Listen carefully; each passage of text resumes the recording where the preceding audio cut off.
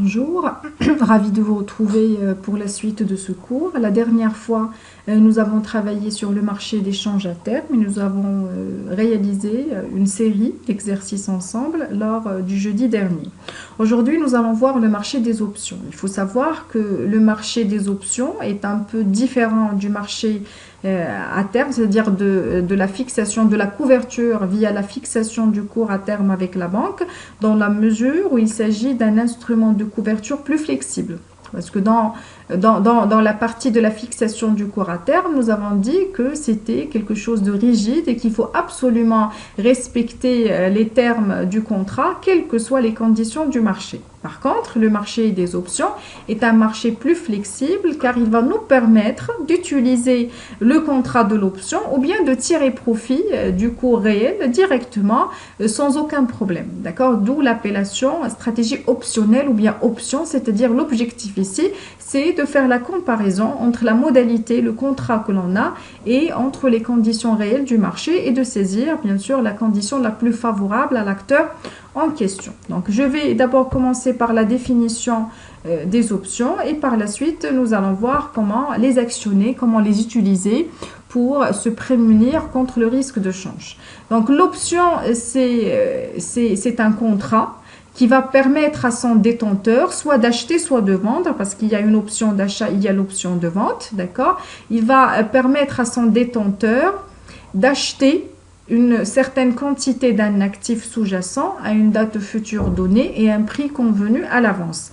Donc là, on parle bien sûr de l'option d'achat qui permet d'acheter, d'accord, un sous-jacent donné. Le sous-jacent peut être soit des actions, soit des devises, soit des matières comme le pétrole ou l'or, d'accord, quel que soit le sous-jacent en action, et à une date future donnée, c'est-à-dire il faut fixer l'échéance en question et à un prix convenu. Le prix convenu, on l'appelle le prix d'exercice. Le prix d'exercice, c'est tout simplement le cours à terme que l'on va anticiper à l'avance via le contrat de l'option et qui va nous permettre de faire le choix entre ce prix-là ou encore le prix du marché.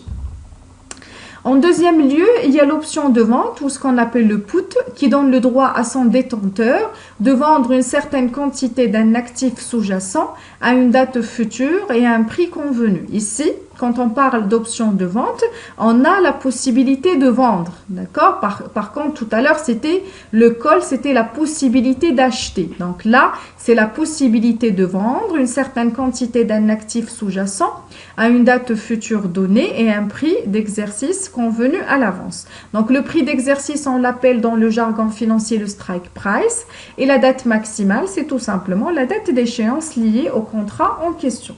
Sur le marché, il y a deux types d'options. Il y a les options européennes que l'on peut exercer uniquement que vers la fin de l'échéance. Et il y a les options américaines qui sont des options plus flexibles que l'on peut exercer à n'importe quel moment.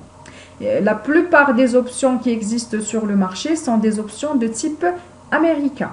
L'achat d'une option, nous avons dit, donne le droit, d'accord, mais pas l'obligation de faire quelque chose. Donc, j'achète soit un call, un put, j'ai le droit soit d'acheter ou de vendre, d'accord, mais on ne m'impose pas la transaction et j'ai toujours la possibilité de choisir entre la meilleure modalité possible, c'est-à-dire soit le cours réel, après l'échéance, le cours réel qui s'annonce sur le marché, soit le prix d'exercice que j'ai, d'accord, au niveau de mon contrat d'option.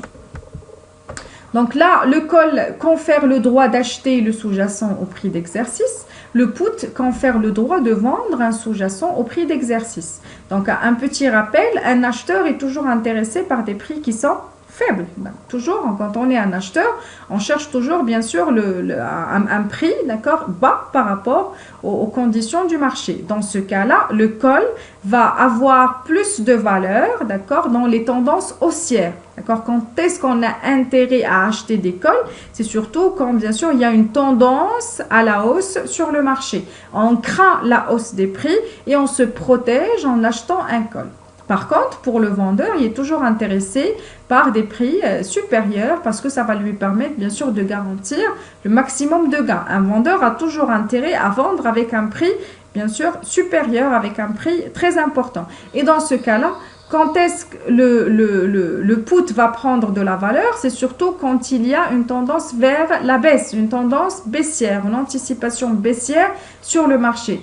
Et pour se protéger, on a intérêt bien sûr à se protéger via l'achat d'un put qui va me permettre de garantir un prix d'exercice relativement supérieur par rapport aux tendances du marché. Bien, donc le schéma suivant schématise un petit peu et illustre le contrat du call, le contrat d'option d'achat. Donc l'option d'achat, c'est quoi? Il y a un acheteur, d'accord, qui va décider d'acheter un call de quelqu'un d'autre, qui est bien sûr le vendeur du call. Pour pouvoir acheter le call, il faut verser quelque chose. Ce qu'on verse s'appelle la prime.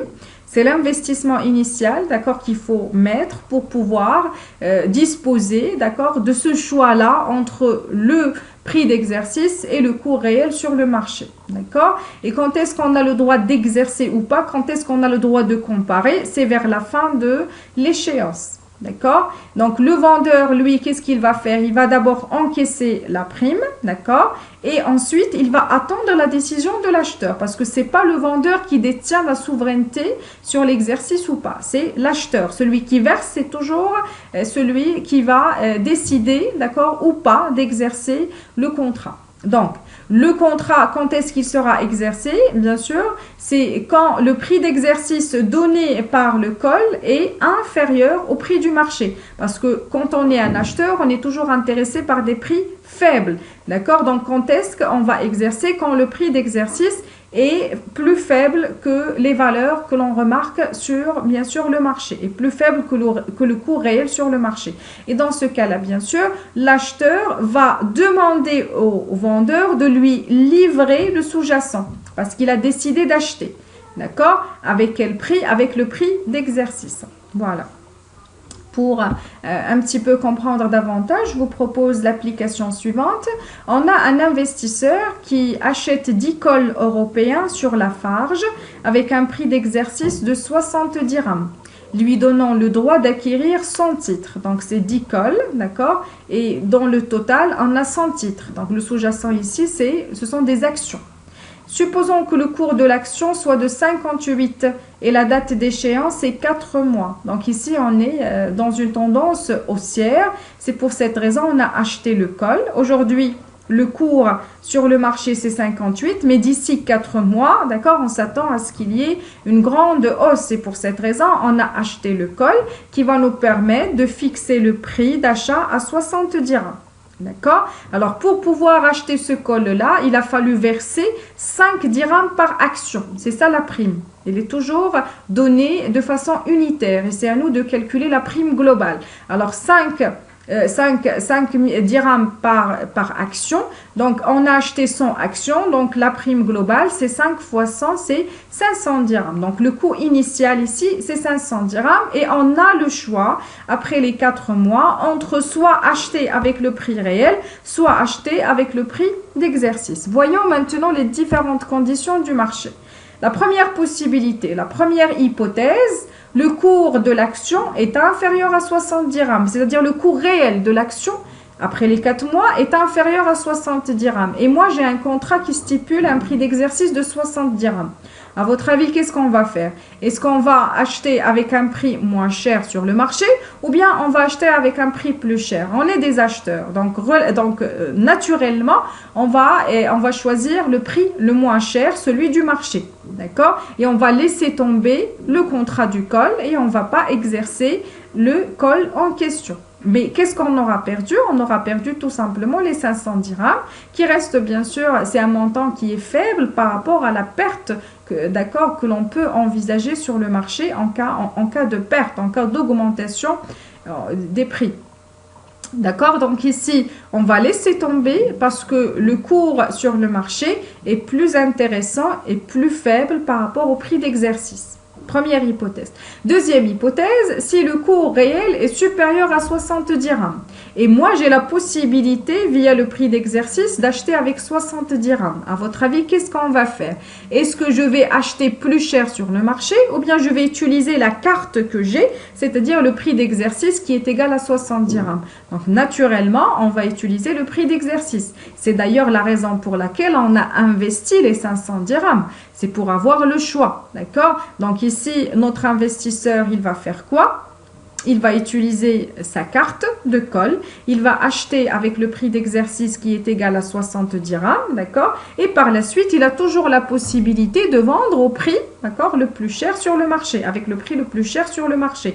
Par exemple, si le prix sur le marché est égal à 75 dirhams, moi j'achète avec 60 mon prix d'exercice et je revends de suite si j'ai envie pour réaliser un gain. Le gain que je vais réaliser, c'est la différence entre le prix de vente et le prix d'achat. Prix de vente 75 dirhams, voilà. Prix d'achat 60 dirhams, donc 75 moins 60 c'est 15 dirhams, d'accord? C'est ça mon gain. Et si je déduis la prime que j'ai versée, 5 dirhams versés, parce que là nous avons calculé le prix unitaire et le prix d'achat unitaire et le prix de vente unitaire, donc il convient également d'utiliser la prime unitaire. Donc 15 dirhams moins 5, ça va donner 10 dirhams, d'accord, comme gain unitaire réalisé par action. Sachant que l'on a 100 actions, 10 fois 100, ça va donner 1000 dirhams, d'accord, le profit réalisé par notre investisseur. Et vous comprenez très bien que au fur et à mesure que le cours s'éloigne et augmente, d'accord, augmente sur le marché, par rapport au prix d'exercice, on va réaliser plus de gains et ainsi de suite. Voilà, c'est ce qu'on va comprendre via le graphique suivant. Alors, ce graphique schématise quoi? Sur l'axe des abscisses, on a l'ensemble des valeurs, d'accord, du cours en question. Le cours, bien sûr, c'est le prix réel sur le marché. Et sur l'axe des ordonnées, on a des valeurs négatives, ça résume les pertes. Et on a les valeurs positives, c'est pour, bien sûr, schématiser les gains réalisés par l'acteur, par l'acheteur du col. Très bien. Alors, quand le prix du marché est inférieur au prix d'exercice. Regardez, ce sont toutes ces valeurs-là, de 0 jusqu'au prix d'exercice. Tout ça, ce sont des prix inférieurs au prix d'exercice, d'accord? Alors, si on est dans cette perspective-là, on va perdre. Pourquoi? Parce qu'on a investi dans un col qu'on ne va pas utiliser. On ne va pas utiliser le prix d'exercice parce qu'on va préférer acheter, d'accord, avec un prix moins cher sur le marché. Et qu'est-ce qu'on aura perdu? Regardez, la prime, elle est comment? Elle est limitée à la plutôt la perte est limitée à la prime payée. Donc, il ne s'agit pas d'une perte très grave parce qu'on connaît la limite. C'est combien? C'est 500 par exemple pour l'application que nous avons réalisée tout à l'heure. C'est 500 dirhams. Mais au fur et à mesure que les valeurs du marché s'éloignent du prix d'exercice, on va commencer à réaliser le gain. Mais on remarque ici un point, d'accord, d'intersection entre le graphique des gains et l'axe des abscisses. Ce point d'intersection, c'est le break-even ou encore le point mort. C'est-à-dire, quand on va s'éloigner du point mort, on va commencer à avoir les gains. Mais au niveau de ce point mort-là, il n'y a ni gain ni perte. D'accord? Alors, qu'est-ce qu'on entend par ce point mort? C'est tout simplement le prix d'exercice plus la prime payée. Quand le prix du marché est égal au prix d'exercice plus la prime payée, ici, l'acteur, d'accord, a vraiment le choix, il y a égalité des options. Soit il achète au prix d'exercice ou bien il achète au prix du marché, ça revient au même. On va réaliser ni gain ni perte, d'accord? Donc ici, le gain et la perte sont nuls parce que le prix du marché est égal au prix d'exercice plus la prime.